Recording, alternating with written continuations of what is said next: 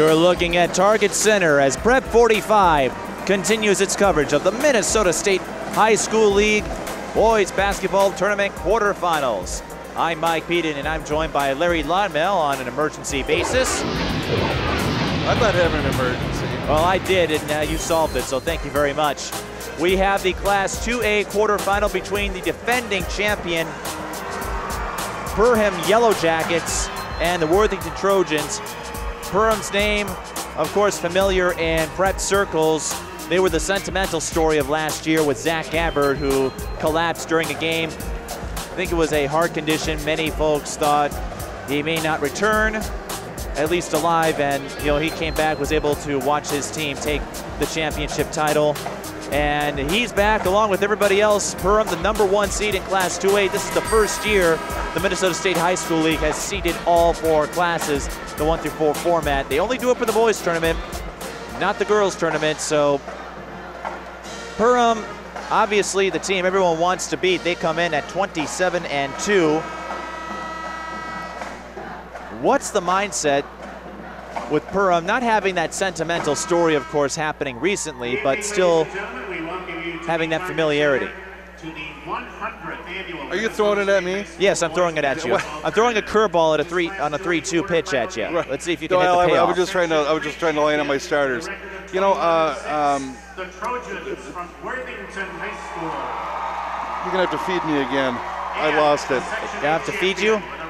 Well, Zach Gabbard, everyone remembers his story from last year, except you. So he collapsed during a game. It was a heart condition. Many folks were concerned about his health, and if he would make it, he did. He was able to watch his team win the 2A championship last year. Perham comes in as the #1 seed in this year's 2A tournament, as the high school league has seeded all 4 classes for the first time. And you're saying because they're not the sentimental favorite, you're wondering how they're going to fare this year? Well, now they're the target on everyone else's radar. Well, I would have thought they would have been a target anyway, but. Sophomore guard number 25, Marcus Connor. So while he collects himself and tries to come up with a response to that, I will let you know that Worthington comes in at a record of 21-6. Their girls team qualified to the tournament last week. They were knocked out in the quarterfinal round of Sauk Center. Worthington beat Redwood Valley in the section final to get here in Section 3. Perham took down Bagley 47-42 to return to the state tournament. It should be noted too, Perham and Worthington, they met earlier this year. Yes, they did, in a game that was won by Perham 64-52 back on December 27th during a holiday tournament. Perham's only 2 losses this season occurred against Pelican Rapids on January 27th, and then going back earlier in the season, December 28th, they lost to Ellsworth 71-57. Taking a look at Perham, you're not going to see much of Zach Gabbard, but you will see a lot of other players that have a very balanced scoring attack, and it's led by Mark Schumacher, Jordan Brune, and Jordan Cressup.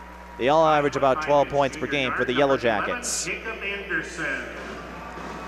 Worthington, keep your eye on Mitchell Wegg. He averages 24.5 points per game, 13.6 rebounds per game, a double-double a night. Field goal percentage off the chart, 64.4%. 6-foot junior guard, number 24. Wegg, the school record holder in career rebounds, and he broke the 1,000-point mark earlier this season in career points. Josh Still. 6'2" sophomore forward, number 31. For Perham, as we take a look at their roster, we talked about the balanced scoring attack. Everyone remembers Zach Gabbard, of course. Not much else to say about the Perham Yellow Jackets other than they are the #1 seed. That having been said, it's still hard to rank a favorite in Class 1A and 2A. The smaller schools, they're more outside the metro. Not as many common opponents.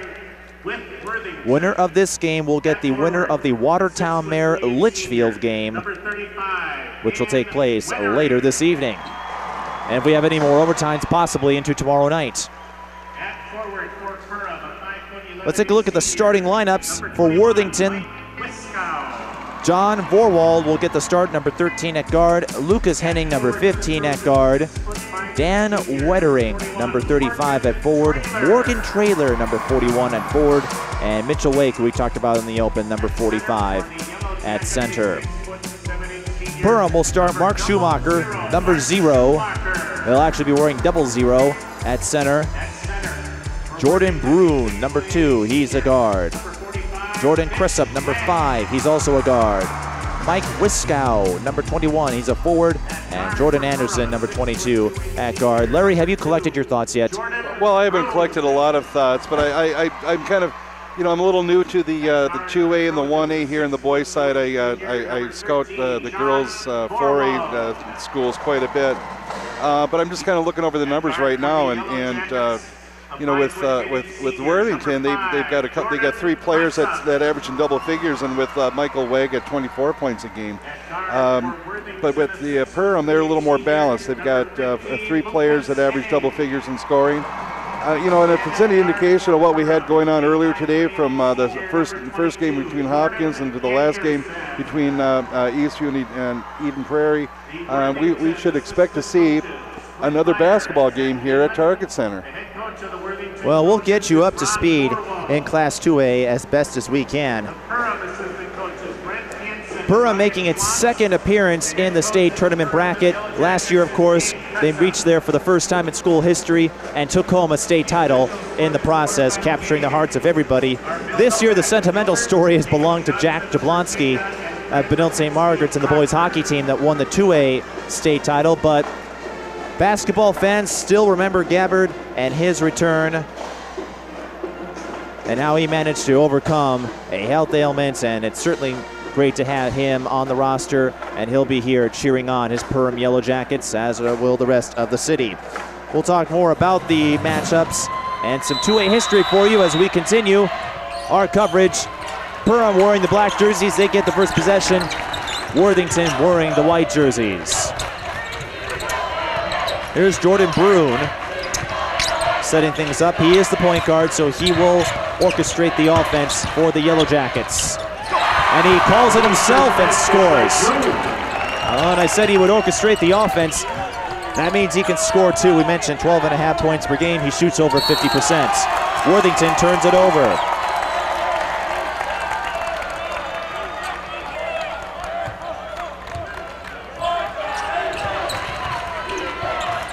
Looks like Worthington sets up in a man-to-man. That's Jordan Anderson. Out to Schumacher, 0-0. And he's called for traveling.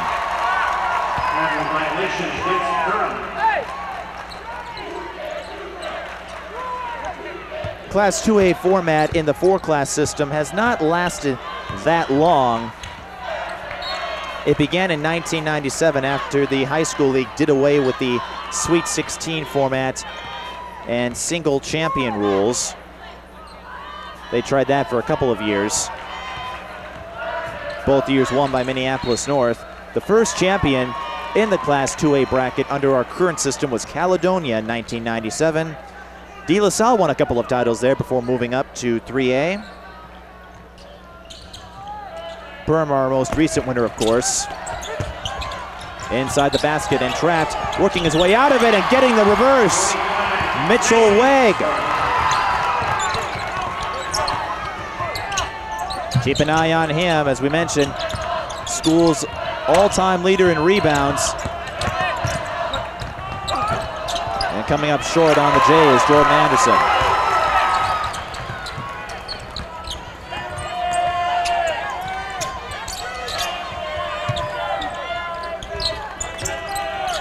And we'll do our best to present some more trivia for you, as again, we celebrate 100 years of state tournament basketball. Well, I was just getting sentimental here. I'm looking at the Worthington uniforms. They're wearing white with red trim, and of course their nickname is the Trojans. It's very similar to my Duluth Central Trojans. And if I'm correct, you made a few state tournaments in your playing days, along with your compadre, Willie Taylor, who is the head coach of the St. Paul Central girls team. Bruin. His drive comes up too strong. The rebound went to number 15, Lucas Henning. Wettering out to Vorwald.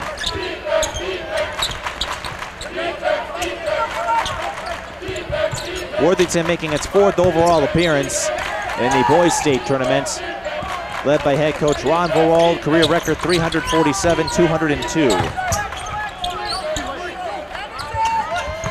Perham also is working a man-to-man on the defensive side. Worthington taking their time, and patience pays off for Mitchell Wegg. He has all 4 of Worthington's points. Well, we can expect an awful lot of offense to be going through that player before this day's over. And Perham uses their offense through Mark Schumacher. He gets on the board. We're tied up at 4 with 15 minutes to play in the first half. Perham, led by Dave Cressup, 26 years as a head coach. His record 414 and 232. It took him a while to get to the state tournament, but he finally got there and got the state title. So I suppose it doesn't matter how long it takes when you get there if you win a title, right? They all feel good. They're all worth the wait. It's one more state title than I ever got. Mark Schumacher comes up short on the layup, and it's picked up by Wettering.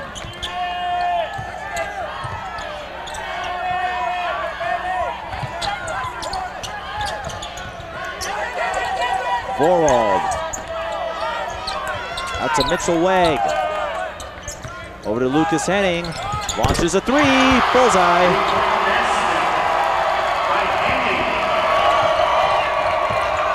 Three of Worthington's starters average double figures. Henning is one of them.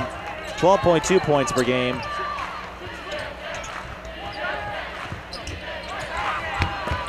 Schumacher calls for it too strong. Rebound, Henning. Lucas Henning also has put up 175 threes this year, so he's not afraid to shoot. He can't be at this level. Morgan Traylor can't get the roll.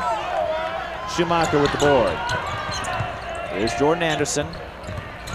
Surveying. Over to Schumacher. Three-pointer, in and out from Cressup. Rebound went to Wegg.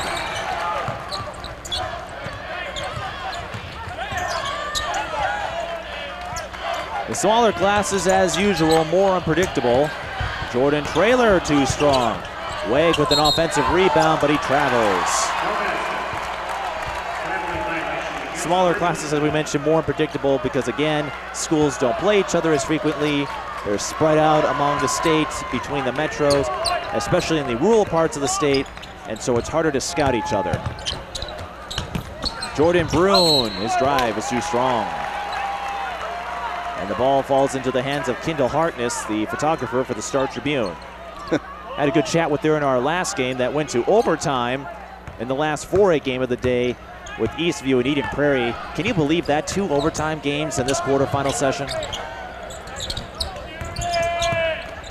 Can't wait to see what the next days bring. The semifinal round's tomorrow. If it's anything like the quarterfinal round, I think we're going to be in for one of the best boys basketball state tournaments in years. And I only just looked at one class. I'll get my chance at the 2A field, and then I'm going to be heading to the 1A field out at Williams Arena.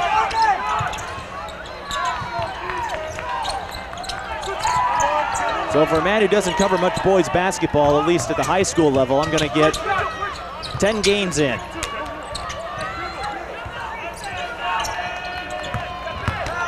So I'll be up to speed in a hurry. And I'll tell you who's up to speed, Jordan Cressup. It's 7-6 in favor of Worthington. For 3, short from Lucas Henning. Player goes down, that's Cressup. And Perham turns it over. Got a little excited on that pass, gave it a little bit too much air. Perham not afraid to push the ball down the court.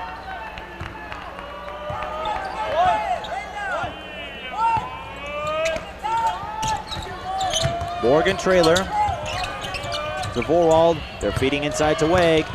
And a nice play but Traylor can't finish. And an over-the-back foul called on Wague. A great setup by him wasted as Traylor was unable to finish. Wague using himself as a decoy. Worthington foul late, number 45, his first team foul on the Trojans.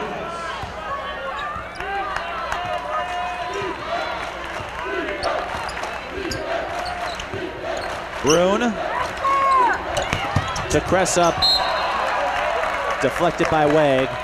Perham maintains possession.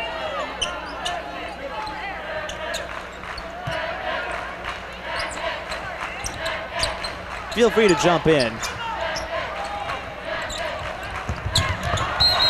Kick ball, so no steal from Morgan Traylor.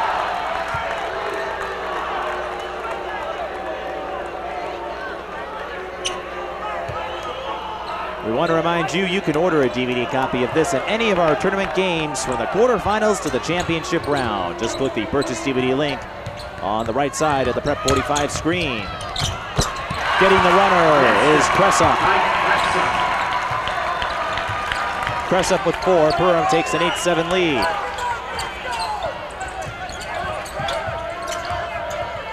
Wettering is poked away by Brune. He's got space and he's fouled. That he definitely was going to make sure that he didn't make that basket or make it very difficult for him to get that basket. Wettering will make him earn it for the free throw line, but he took a pretty awkward fall. Brune, a 45% free throw shooter, and I don't know if Worthington looked at the media guides that are presented to us, but could be a smart decision. Let's see how he does. Well, he gets the front one to fall. Brune, as you would expect out of a point guard, does a lot for the Perham team. 12.5 points per game, 6.1 rebounds per game, 7.9 assists per game. You don't see that often. Usually if you're getting 5 a game, you're doing good. But 8? We've got our own Ricky Rubio on our hands. Well, he's also had 48 steals so far this year. So, steal and a half per game. Wague muscles his way in and uses his will and intimidation and influence to score. It's 10-9 in favor of Perham. Perham would love to get his second state title. So would Worthington. They would love to get a state title, period. They have yet to do so. Bump faking the 3 is Anderson. He kicks back out to Brune and they reset. There's no shot clock, so you can reset to your heart's content. And Brune is fouled again.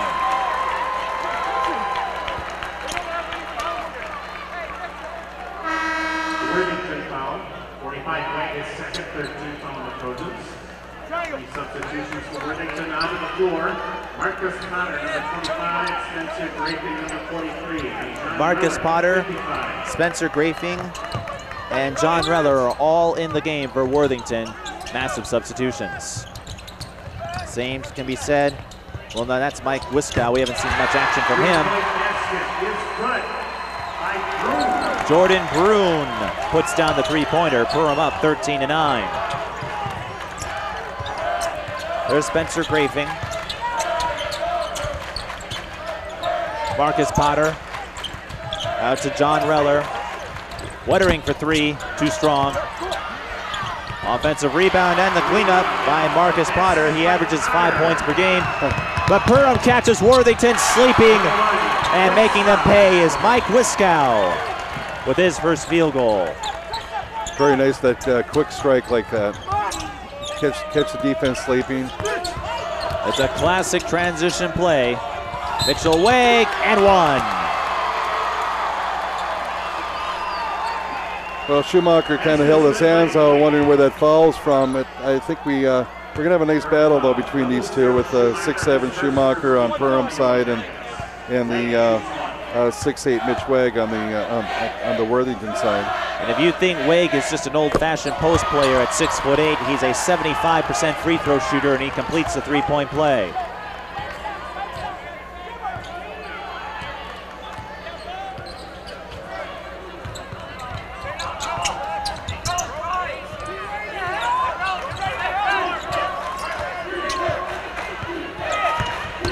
Brune driving, yes. It's hard to guard something like that. He just uses athleticism and right through two players. You need some athleticism if you're getting balance on points, rebounds, and assists. But with the responses, John Reller, he gets on the board. Perham and Worthington going toe-to-toe here. Schumacher losing the handle. It will stay with Perham. You guys have got to be over.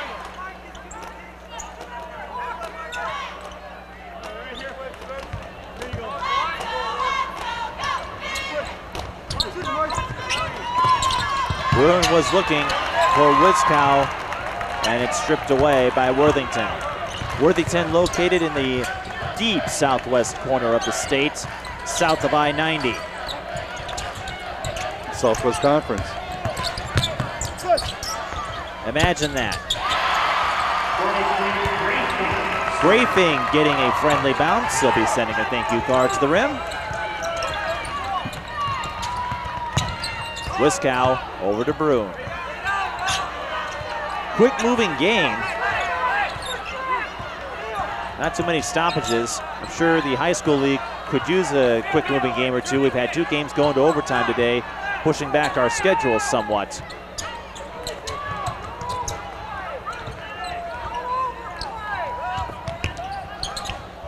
You mean our game's running behind schedule? Am I going to miss my bus? I hope not.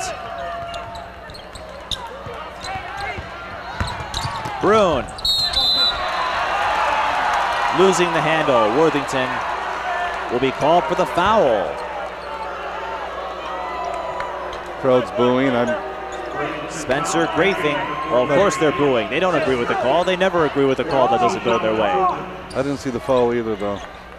I didn't either, but we do not have the same vantage point the officials do. Brune out to Cressup.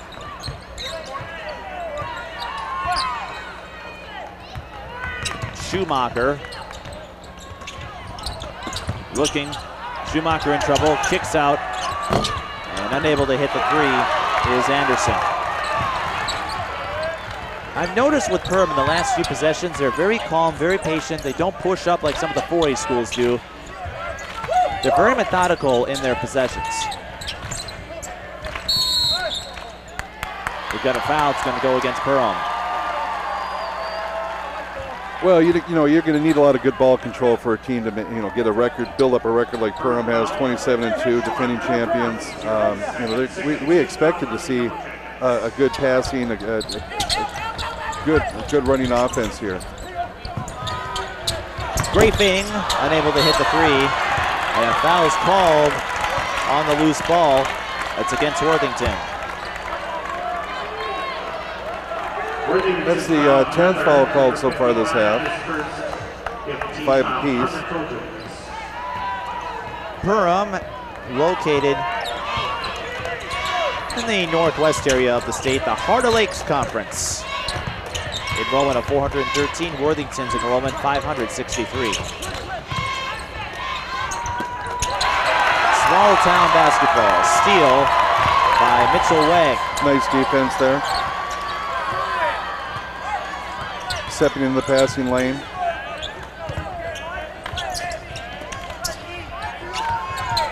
Both teams like they like to run their cutters.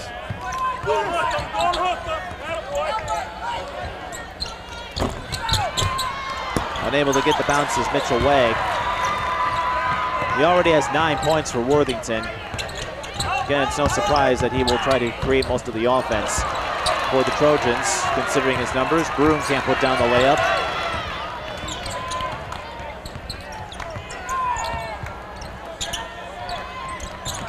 No other common opponents between the two schools outside of playing each other. Actually, I take that back. I'll get to that in a second.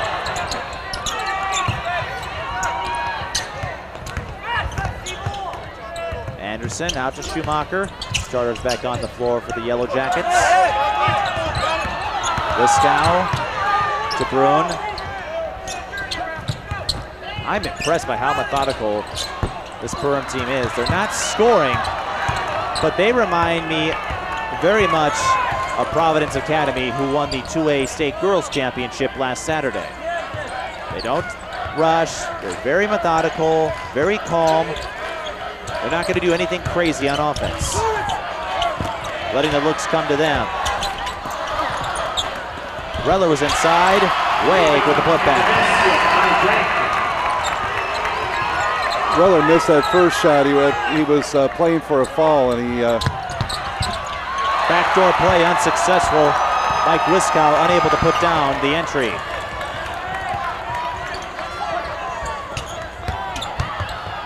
Mitchell Wag waits for Broom to go by, and nothing was between him and the basket. Wag up to 13 points, and a timeout is called by Dave Cressup and his Perham Yellow Jackets. So we talked about common opponents. As I'm studying Did you find one schedules, in there? yes I did. Ellsworth was a common opponent. Worthington lost to Ellsworth 79-74 earlier this season.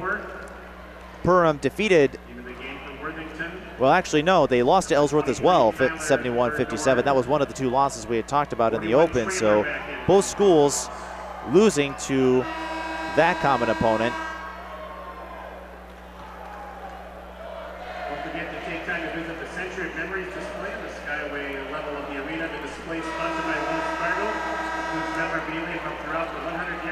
And looking at the dates, obviously that must have been a Christmas tournament that they were both involved in, with all those teams playing each other. You're right. And that was the only common opponent between the two schools, so that gives you an idea. Again, Perham beat Worthington in their lone regular season matchup. Schumacher launches the three, and both schools lost to their sole common opponents in Ellsworth. Schumacher doesn't take a lot of threes. That's only his 19th attempt this year.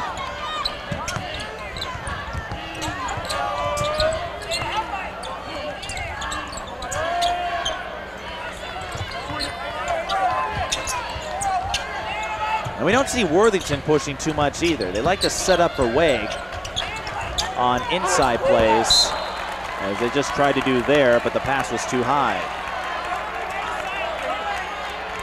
Well, we could be in for another methodical matchup here. Well, I'm hoping for a barn burner. Well, it's like what we saw when I called the Lakeville North Moorhead game. Both schools emphasized defense. There wasn't a lot of scoring, but it was a very strategical game. And when you don't run as Bruin scores, when you don't run as much as other schools do, when you play these slower possessions, that makes each basket more significant because you're not used to playing with enough tempo. And able to get the runner is number 23, Tyler Verdorn for Worthington. Jordan Bruin.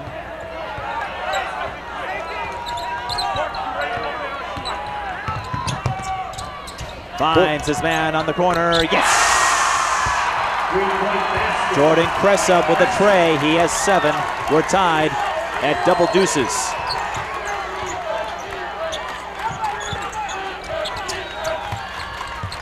Henning over to number 23, Verdorn.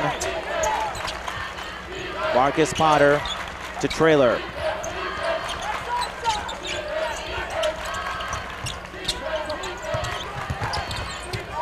Trailer left alone, comes up short. Rebound, Josh Nordic. No relation to Katie Nordic of Providence Academy, the 2A champion who I referred to earlier in the broadcast.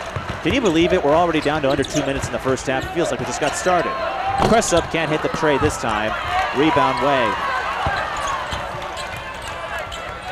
This has to be the fastest 18 minutes I've seen all day.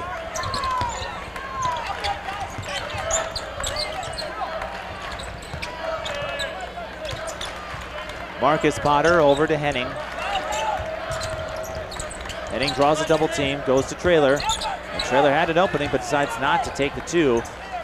An example of how methodical this Worthington team is. They're not going to shoot until they're absolutely confident in their look, like Wade was there. And one. Gets his own board, and he's padding up his stats nicely in the first half. Well, that was all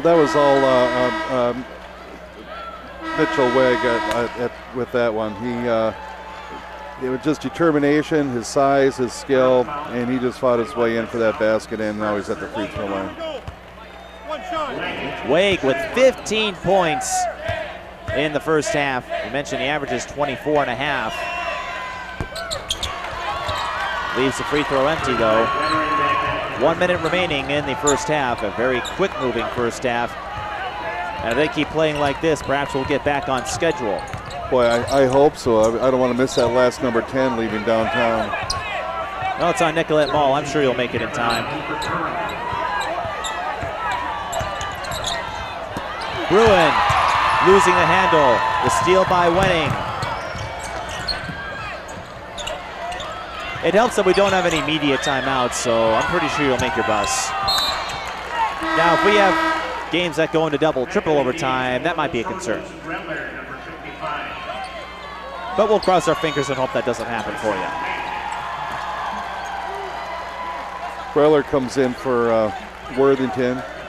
Wettering to inbound, 30 seconds. Worthington failed for the final shot. Given their methodical nature, I wouldn't be surprised. No, they won't, and it doesn't pay off for them. Dan Cavana with the steal, and he draws the foul.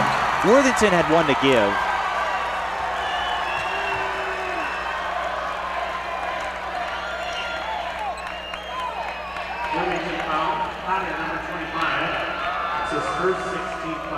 And Perham may hold for the final shot here.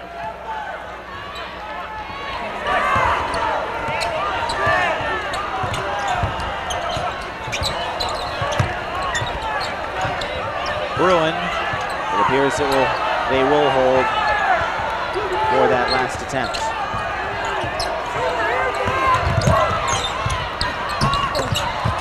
Bruin misses the three-pointer. The basket would not have counted anyway had Nordic hit it. So we end a very quick first half with Worthington leading 24-22. And Mitchell Wegg doing a great job, especially in the interior offense for the Worthington Trojans. Well, it was a good half of basketball. We had never seen either one of these teams before. We've got two really good players on the floor with Wegg and Bruin for Perham and Wegg for Worthington. Mitch Wegg, he's leading Worthington with 15 points, and Jordan Bruin is leading his team, the Perham, with 11 points. And I don't believe this. The Perham band is performing Walking on Sunshine. It's the first time I've heard that out of a pep band before. Well, the first time I've heard this one. But first time I've heard a karaoke style thing. And it looks like we've got two guys dressed up, or a few guys dressed up. It reminds me of the Blues Brothers. Yeah, this is the first pep band that I've seen that has had vocalists. They've had a couple of Blues Brother type dudes down there. Now they got a couple of young ladies. I wonder if they have a Bluesmobile waiting outside Target Center.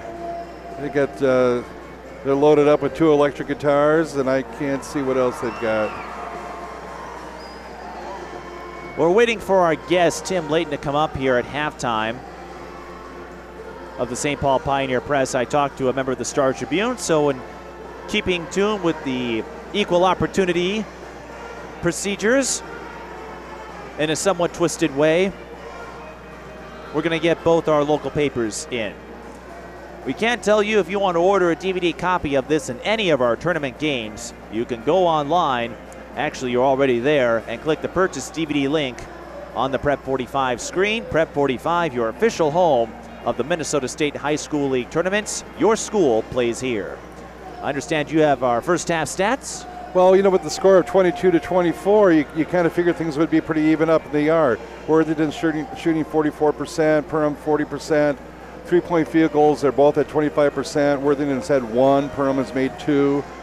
Free throws, Perham is 100% on the free throw line. Where the edge really kind of comes in now is in the rebounding. Worthington has been out rebounding Perham, and Perham only has 1 offensive rebound.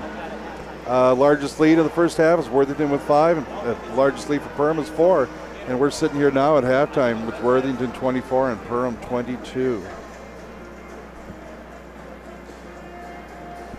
Well, quite even first half. But then that's defined our day today throughout the entire tournament. A lot of even games, a lot of close games. It's just been that kind of a day for the boys basketball state tournament. I remember last year we wrapped up every game win according to schedule. This year, every game's going down to the wire. Well, that's what makes it a good event.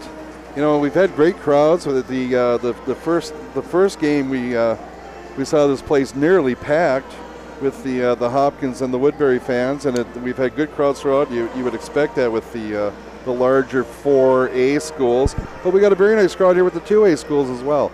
I know with the girls tournament we had, I was working mostly at the Williams Arena side of things, and they really packed the Williams Arena, and then those third place games over Concordia were all, I guess you could virtually call them all a sellout. So we have Tim Layton of the St. Paul Pioneer Press who's up here. If we can get a headset over to him. And we now do. So, Tim, this has to be one of the craziest days of state tournament boys basketball we've seen in some time. 2 games going to overtime and every game going down to the wire. Oh, absolutely. And before we even get to that, one of the craziest, I just went and endured an obstacle course to get from press row all the way to here. The fans are excited. They're milling around. I'm climbing over people just to visit with you here. You are dedicated. But no, what a fantastic day. Kind of a strange day. Woodbury had Hopkins on the run. Woodbury makes those free throws. The number 1 seed's out of here. We just witnessed an incredible 41 points from Grant Schaefer, and so that was another stunning victory. Just an amazing day here. And one of the beautiful things about high school sports is there's never a dull moment. There's always some special stuff, and we're seeing that today. And we could be headed that way with Worthington and Perham. I mean, this was a far cry from when we were covering the girls tournament last week. All the quarterfinal games pretty much went according to schedule with the exception of Osseo, but we didn't really have any games that went down like this.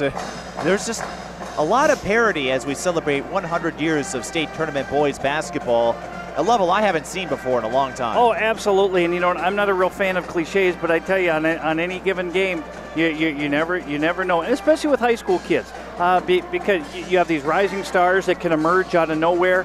Grant Schaefer of Eden Prairie, I keep going back to that one. He's the starting quarterback on Eden Prairie's football team this past fall, so he certainly knows how to guide a winning offense. But my goodness, who would have predicted something like that? Now we're into the Class AA stuff here, and the more of the outstate teams, we're seeing great performances as well. Now, what's been the mood for Perham? Because they were the sentimental story from last year with Zach Gabbard and his recovery.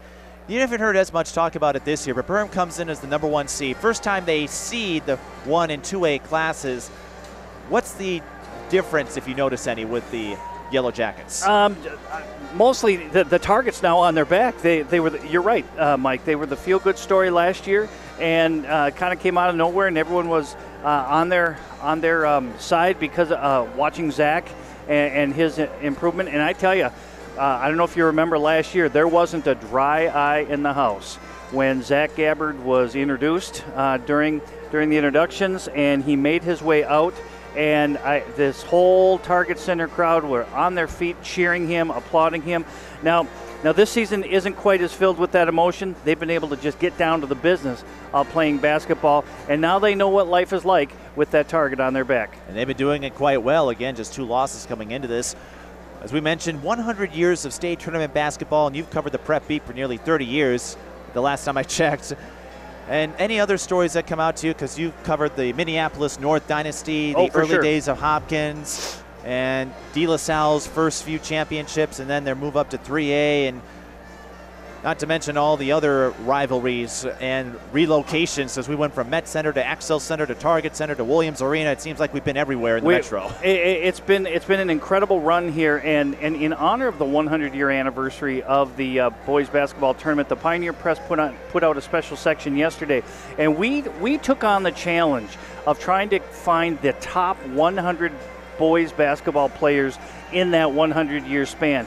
And our research started right the second the Prep Bowl ended. It started then because we knew we wanted to really do something special. We had a committee. We did our research, hours and hours worth of research. We came up with about 175 superior quality players to try to fit into that 100 players. So there were a lot of players that got left off. And so the great thing about doing something like that, it informs people, it stirs debate. You know, we've certainly stirred the pot a little with some of the players that didn't make it. But no surprise here, the top player of all time in our eyes was Khalid El-Amin of Minneapolis North, and I was able to track him down in Croatia, where he's playing professionally now, and we had just a blast, he and I, catching up for a while, and that story appeared in the Pioneer Press yesterday, and it's been online as well. So anyway, that just helps illustrate just the wonderful performances that have come on this stage of the boys basketball state tournament for the past 100 years. Of course, he went to win a championship at UConn, and I'll never forget his line, "We shocked the world," when they beat Duke in '99. A couple things that strike out at me. You mentioned a lot of debate. I think just goes to show you that people do pay attention to prep sports. They may think it's just a flash in the pants, or they come while their kids are going. Some people really take this and eat this up. And were there some other surprises when you went through all that research, went through all these players going back 100 years? Well, one of the things is we made our criteria very, very clear in that it was who had standout performances at the state tournament. Let me give you an example. Kevin McHale. We all know that he had a stellar professional career and is now in the Hall of Fame. But at the state tournament, he got he did not have his top performance. He was he got beat out when he went one-on-one with Frank Waklawaritz. We call him Frankie Alphabet. He played for Little Falls, and when they went head-to-head, Waklawaritz had the better game, and so for that moment, so anyway, Frank ended up being ranked higher than Kevin McHale. And as we get ready to wrap up intermission, I guess what was the most satisfying thing for you to be a part of this research, this committee, for 100 players in 100 years, and where do you see boys basketball evolving as we move on to the next century? Well, what was really satisfying to me, Mike, in the research is it was taking a trip down memory lane, because for so many of those performances I was there and I witnessed it, and I had the privilege of being able to. As we move into the next century, where these kids are getting bigger, stronger, more athletic, technology is a big factor here with the replay and the technology in the game. So we're still in for plenty of surprises here as we move forward. You can read Tim Layton's coverage on the St. Paul Pioneer Press. Just pick up your local paper or online at twincities.com. Tim Layton, thank you very much. I'm going to let you go so you can continue your reporting. Thank you. And not get you fired. That'd be nice. Thanks. All right. Tim Layton of the St. Paul Pioneer Press. We're just about ready to start the second half as Larry Laumel is continuing his research, and he takes that research quite seriously. We're just about ready to start the second half. Perham wearing the black jerseys, Worthington wearing the white jerseys. Winner of this game gets the winner of Watertown Mare and Litchfield in the Class 2A semifinal, which will be held Friday evening here at Target Center. Henning for three, no good. Rebound, Wiskow. As you mentioned in the first half, both teams about even in the stat sheet, which you would expect with only a 2-point margin. And I'm just impressed at how patient both schools have been.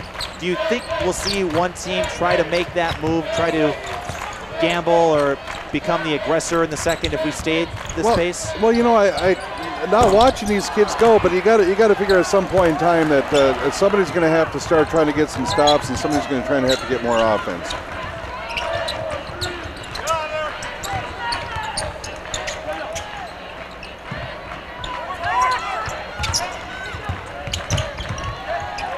Perham continues their man-to-man zone. Heading for three. Man-to-man defense. Bullseye.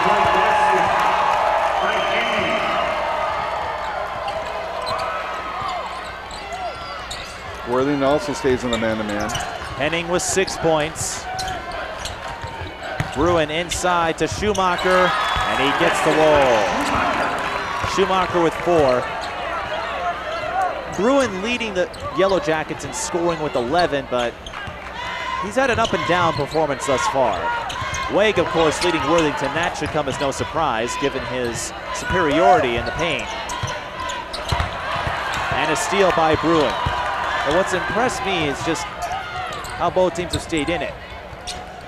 We mentioned Wade gets 15 points. The rest of Worthington's team is just 12.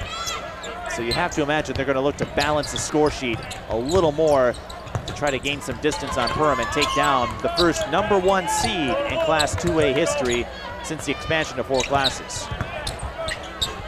Bruin can't get the bounce, and it was a decoy setup for Cressup, I'm sure of it. He meant to miss, so get Cressup the points. You're saying there hasn't been a #1 seed that has fallen in the 2A tournament? Is that correct? They've never seeded it before. Oh. 1 and 2A used to be unseeded, but this year the high school league decided to seed Class 1 and 2A in the boys bracket. Well, that tells you how up to date I am with this. I spend way too much time on the girls' basketball side of things. Very nice inside move. That's Morgan Traylor with his first field goal. And again, Worthington's going to need a little more balance, a little more production out of the other players to really put the pressure on. That's his first 2 points, and he does average 10, 12 points a game. Well, we're going to get you up to speed in boys basketball before this weekend's out. Well, I think, I did play boys basketball, so I am kind of joking about the speed part. What did you play, 77? Yeah, I played back in 75 and 76 for Duluth Central. And you said you went to a few state tournaments. Well, I rode along with them.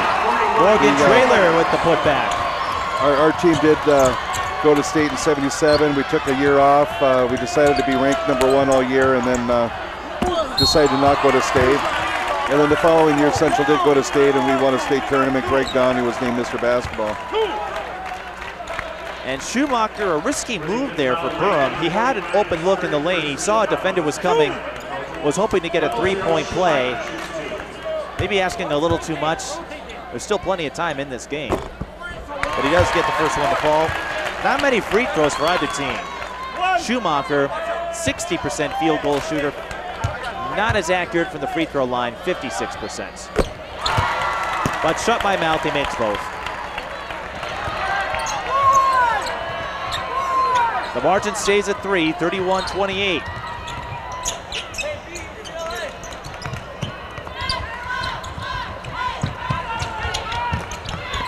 Wegg, bounce pass to Traylor, nice. I didn't say who was guarding Traylor, but he just basically shed him for that basket.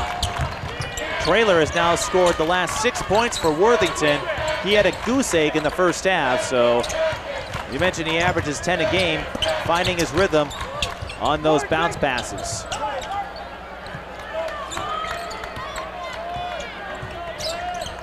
Yeah, I would venture to guess that the Worthington coach would have been looking at the numbers on the stat sheet, and he wants to get more offense out of more of his players. Bruin finds Schumacher again, and I'm not sure Schumacher knew he had an open look. That's the second time he's been down there, and he's passed up what appeared to be, from our vantage point, an easy basket. Well, I think sometimes you're underneath there and you're waiting to get hit. That anticipation is sometimes just incredible. 3-pointer is short from Wettering. Bruin pushing forward, yes, and the foul. I guess Perham can run the transition game. Yes, they can. You know, they're going to get a lot of transition if Worthington maintains the style of play that they've come out here. They're not really crashing the boards on their offensive end, and they've given up some transition here. I want to bring up that point you mentioned about anticipation. You see that a lot with 3-point shots. Sometimes players get so open, as Bruin gets his own miss, and he's rejected by Wettering. And then it's called for the reach-in foul on Henning. Players can get so open from the 3-point line, they're expecting a defender to rush to them. That doesn't happen, and then they hesitate, freeze up, wondering, is someone going to come for me? Right. Well, that's where that's when you start separating out the players with the ice water in their veins. I mean, you can stand in the corner and you've got somebody 6'8" that's charging at you as fast as they can, and you can still let that thing fly. You're doing pretty good. It seems to be easier than when you're left alone. Well, you would think, but with these thousands of people staring at you and the thundering feet stomping behind your back, you kind of get a little shaky underneath there once in a while. Not to mention the longer dimensions of an NBA court, 94 feet to high school's 84 feet. And the cavernous, empty abyss that is normally used for courtside seats in pro games, and a little floater by John Vorwald. Worthington trading baskets with Perham, and that's perfectly fine for them because that means they stay in front. Right, they don't have those pro seats set up at the end, so the high school fans are set back a little bit from the crowd. And we talk about depth perception, as we've got a two-pointer switching. Jordan Cressup. We talk about that depth perception, especially at the smaller schools. Those gyms aren't very big. Usually you see a big giant wall right behind the basket. Some of them still have wooden backboards. And then you come out here, you see a clear, well, all the backboards are pretty clear. I haven't seen any gyms with wooden backboards. But even so, you usually see a big giant concrete wall. Maybe a few bleachers, but they're right up to the basket. Steal by Cressup. You come out here, and you see two tunnels.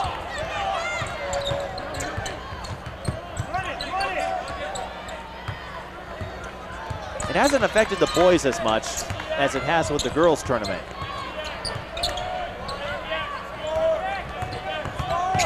Well, going from any smaller gym to a large arena like this is going to be a hard transition. And naturally, anytime these teams that can come to the state tournament and visit here more often, then they have a definite advantage of playing here.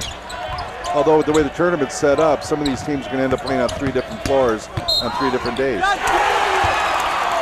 Getting the foul in the basket is Jordan Bruin. Jordan Bruin has really stepped it up this half. I think I was going to comment on that mistake foul he made after a miss, but he's definitely stepping it up, and he's going to make sure that Perham stays in this game. And you're talking about familiarity. Perham, no stranger to the state tournament. We mentioned they won this event last year. Perham up to 16 points.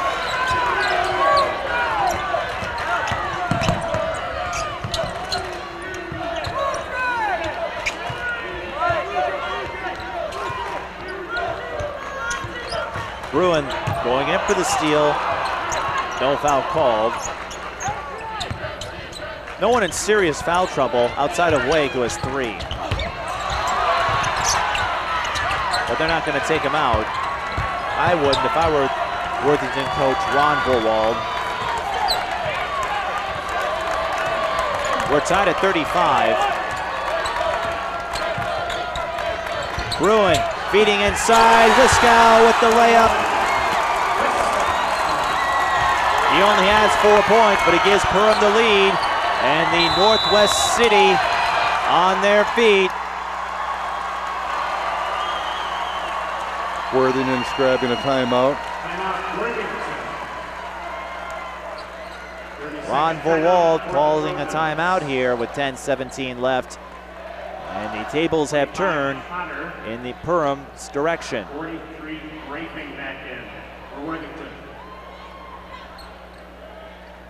Winner of this game, as we mentioned, gets the winner of Litchfield and Watertown Mare. If you want to purchase a DVD copy of this and any of our tournament games, from the quarterfinals to the championship round, just click the Purchase DVD link on the right side of the screen. Prep 45, your official online home of the Minnesota State High School League tournaments. Your school plays here.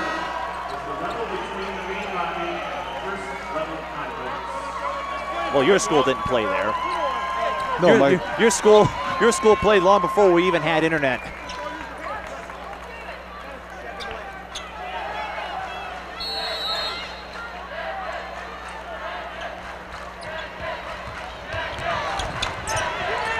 And what a great addition to have the bonus coverage of the quarterfinals here on Prep 45. It's not something you could have had on a consistent level years ago. Steal by Schumacher. Will Perham go on the run? Yes, they will. Bruin to Cressup. Bruin racking up the dimes. And Perham racking up the dollars.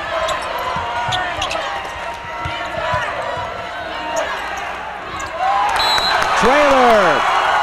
Miscommunication on the pass. And Potter can't handle it.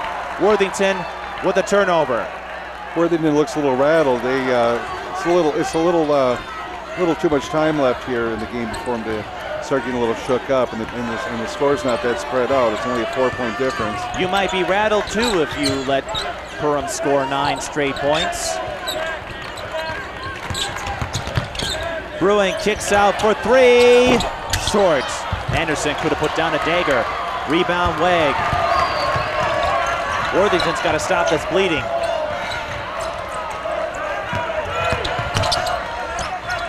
Grafing was looking for Wegg. It's deflected off of Schumacher.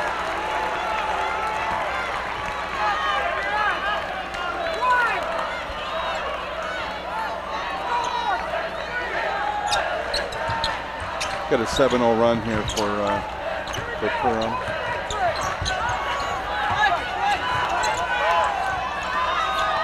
Trailer. To Grafing. Over to Henning. A little bounce pass to Potter. Worthington settling down. There's still plenty of time. 8:43 left in regulation. Wegg, spin move, got it. 45 Wegg with his first basket of the second. He's up to 17 points. Strong move. He put out his left arm for a little balance. He pivoted to his right, and a nice 2 points. And we saw what patience did for Worthington. They went back to their methodical offense, and that's how they got a basket and a steal by Grafing off a bad Perham pass.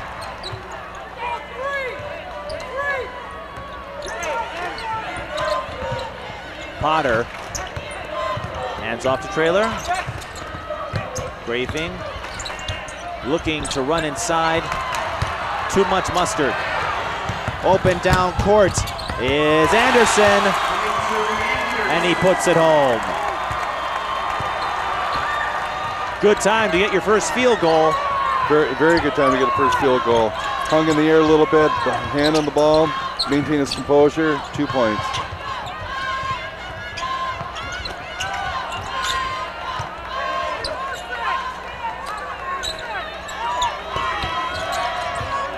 Mitchell Wegg. Out to Potter. To Henning. Wegg at the free throw line. Now he's looking to maneuver his way inside. And he left it empty. He's usually money from that range. That point blank miss could blank out Worthington's chances. Over 7 minutes to play. But Perham on the move.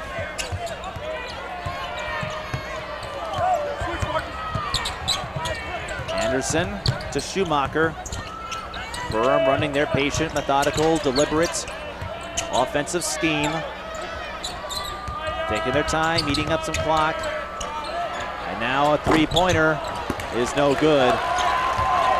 Cressup missed, and Perham just gave up on that. Let Worthington get the rebound. Yeah, that looked a little NBA style to me. Kind of come down there, fire up a shot, and team just walked away. What do you mean NBA style? Perham is actually playing some defense. Well, I meant the just let the other team rebound. Well, there was no one inside to really box out, and you're not going to get much, statistically speaking, so why get a silly foul? Especially when you have 5 to give. Don't use them up cheaply. Grafing looking for Trailer. And intercepting the passing lane was Wiskow, but he was unable to haul in the steal. Worthington maintains the ball. Shoot coming down. Potter finds Henning.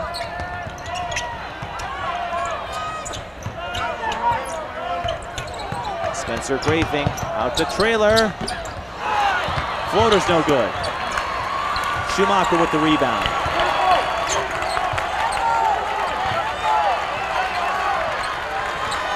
So how do we go from a nearly 2-hour game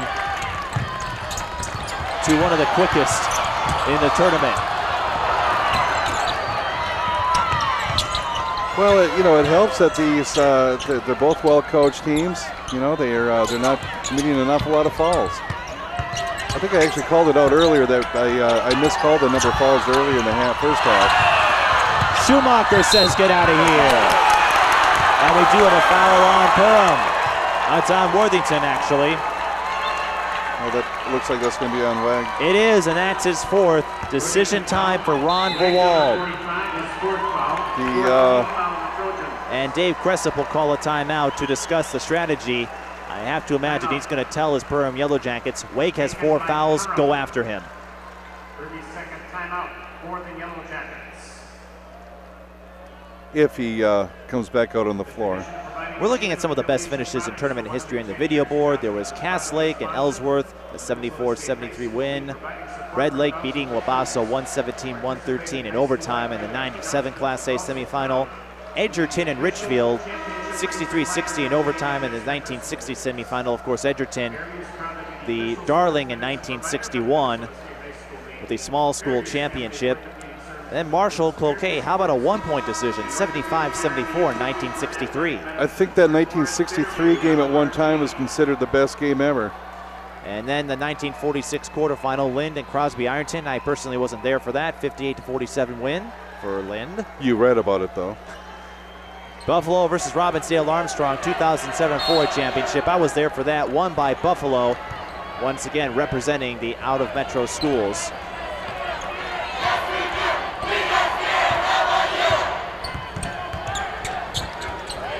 Five minutes to go.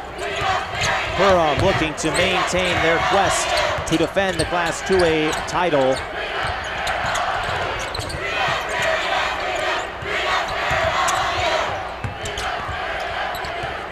Worthington looking to play the upset card.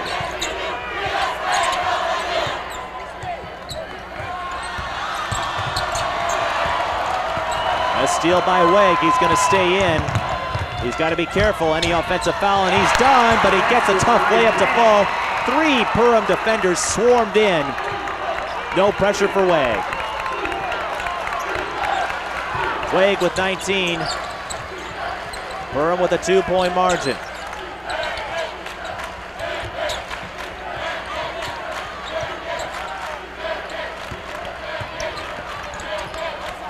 Wegg is a senior as well as most of the starters for both teams. I wonder if we're going to see a replication of the 2005 state tournament final involving Hopkins.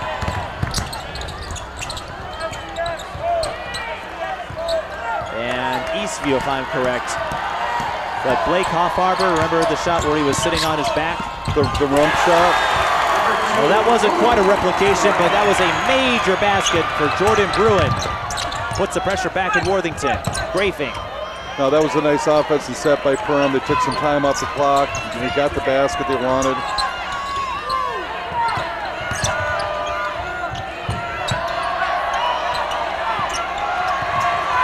With 3 minutes left, the anticipation or the anxiety is going to be rising here for Worthington.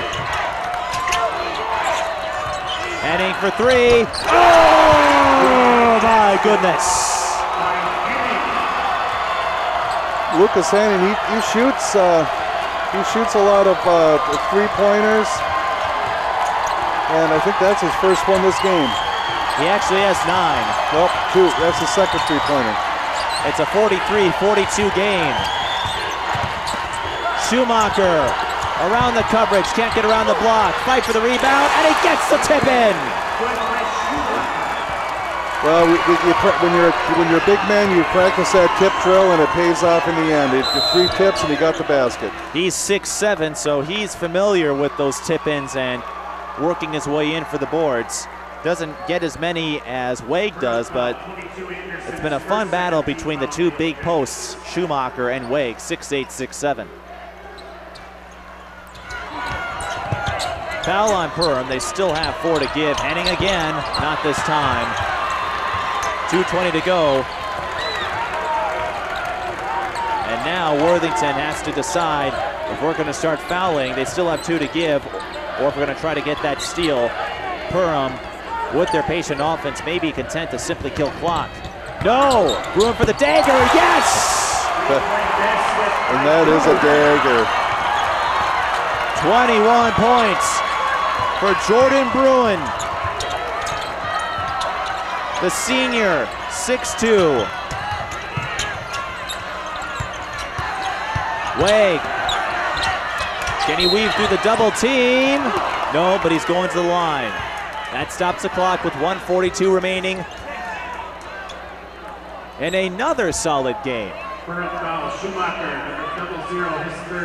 I've been impressed at how many great games we've had today. Every single one. Well, you kind of expect that. You know, you have the state tournament. These teams have been playing all year, and usually the better teams kind of filter their way through to the top. With the exception of Eastview. But even so, I was saying again, these girls' games that come in, cover the quarterfinals, they were blowouts by this time in the second half. Games are already over. In the quarterfinal round. Out here, every game feels like a tournament final. And we're just in the quarterfinal round. Imagine what it's going to be like on Saturday. Wade, 1 of 2. That does Worthington no favors. Perham in the driver's seat. Wade's got 20 points for the evening. Worthington going for the steal. His counterpart, Jordan Bruins, at 21. John Verwald will be hit for the foul. That's a second personal. Worthington still has 1 to give. 15 foul.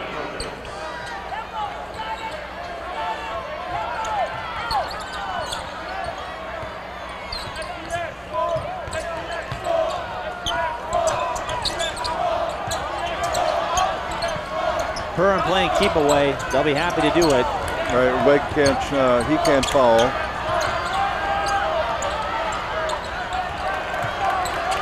Just over a minute now. With exactly a minute to go, Henning picks up his second foul. And now Perham will be in the bonus. That's one disadvantage to playing that clean game we talked about. You don't have a lot of ways to stop the clock and get possession.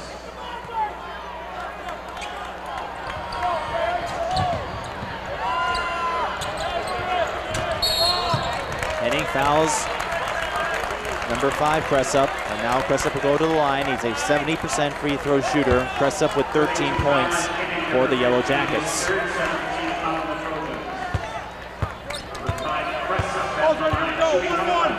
Perhaps, in fact, it is the lowest scoring game we've had today in all of our quarterfinal games. And Cressup misses. Worthington with a chance. But they gotta make it count. And they can't wait too long. They're gonna need to get a shot. They need a clean look, and they gotta get it.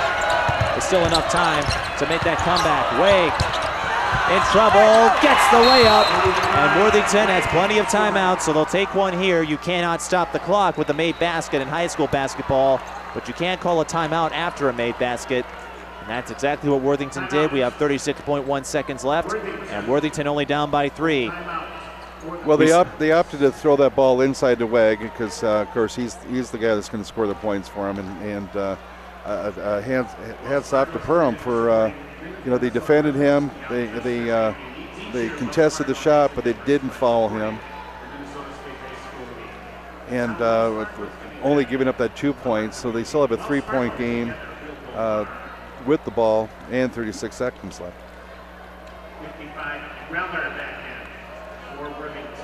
Wegg with 22, he will be subbed out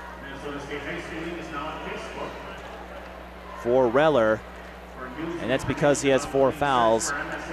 John Verwald does not want to risk losing his top player to fouling out, so we may see some defensive substitutions with Reller, who only has 1 personal foul.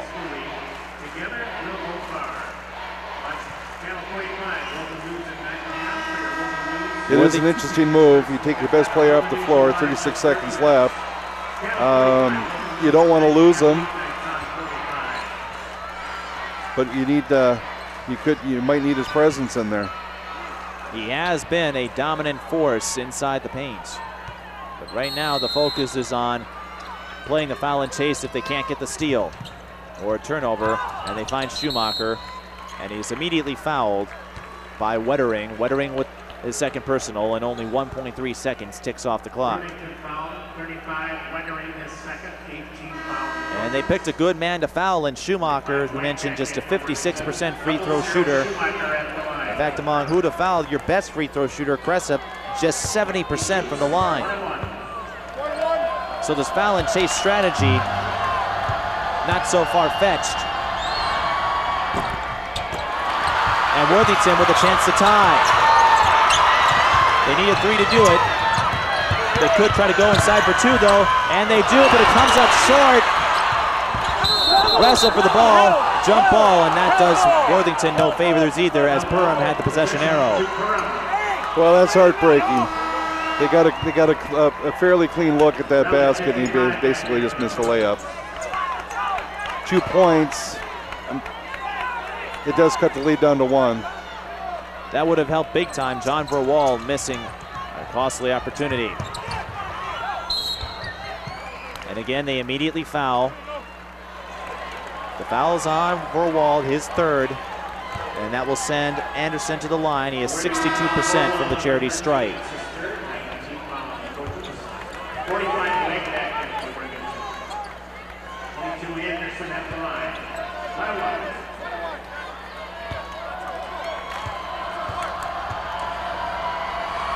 It only makes sense that this game is coming down to free throws. Every other game has.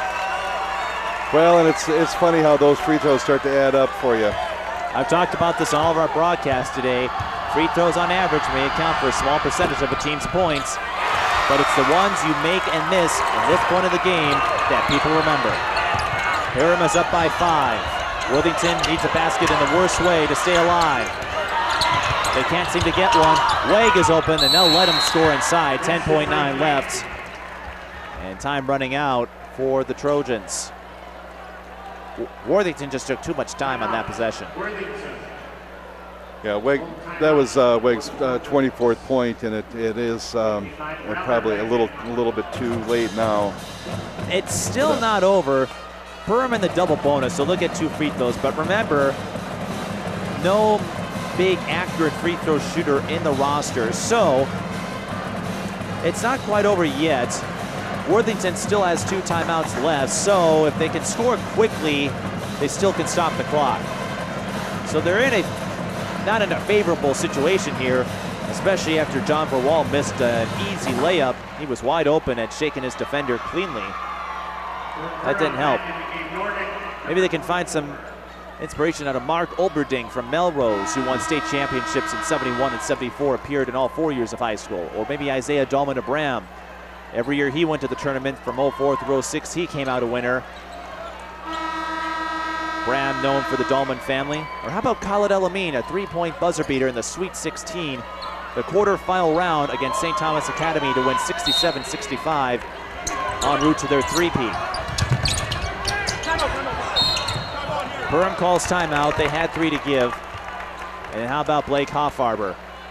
Hopkins versus Eastview in that 4A championship that sent the game into double overtime. Or maybe Earl Pennington, the half-court buzzer beater, 1932 to beat Northfield 17-15. Jeff Nestler of St. James, he had a half-court winner in the Class A title. St. James beating Melrose in 72, 57-55. Or maybe Andy Snyder, a 3/4 court shot at the end of the third, as Gilbert defeated Canby 69-52 back in 1951.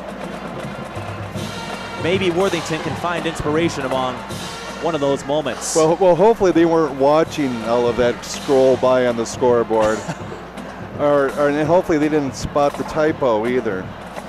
Yes, the high school league, I'm surprised they haven't addressed that. Unless it's a PowerPoint presentation, they can't fix it. But it reads two-handed shot lowing on his back. It's meant to say laying on his back. But minor deal. They obviously didn't want to use I think we understand what Blake Hoffaber did back in 2005. And they obviously didn't want to use the rump shot quote in geez. quotes that they've used everywhere else. You've been watching ESPN too much. No, I was just out in the lobby. And another timeout used by Bruin. They had two, now they have one. So again, Perham having that safety net if they don't like what they see on the inbounds play. And we don't see Worthington playing that man-to-man. Usually when you do that, it makes it really easy to find an open player. As Perham, is their school song the Minnesota Rouser?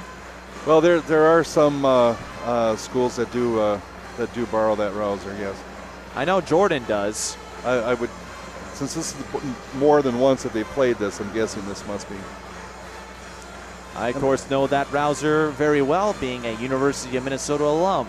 2009. Thank you very much. Yeah, I learned that. I learned the rouser at Bill Musselman's basketball camp. Quite a coach, of course. He was there during the infamous brawl with Ohio State back in 1971. Dave Winfield got caught up in that one. 10.9 seconds left. Perham does have one more timeout if they can't find a target. They do.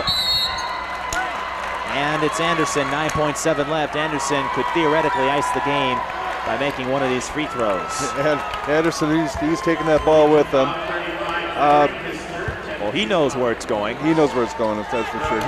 He also knew where the ball was, knew where his hands were. He got two hands on the ball, and he covered up well, and expecting that foul. If Perham hangs on to win, as I believe they will now, the two key moments of this game, Jordan Bruin stepping up for a pull-up tray to put Perham up by 6. And John Verwald missing a point-blank layup that would have changed a 3-point lead to 1. And with Perham having 3 fouls to give, Bruin wisely fouls Henning to kill time off the clock and prevent Worthington from scoring. Of course, what you don't want to do is foul them during a shot. Especially a 3-point shot at this time. No shooting fouls. I'm sure that's what the Perham coach and staff is telling their squad. No shooting fouls. Another 9-10 go off the clock. Grafing is fouled. Perham has one more left. That's the advantage of playing a clean game. You have those fouls to give, and you can use them to your advantage. They have one more. I'm assuming they will use it if they can. 5.2 remaining. Now Perham cannot foul. They're out of fouls to give. And again, no shooting fouls. Worthington will call timeout. They have one left. 5.2, just not a lot of options here. If you don't make a basket, it's over.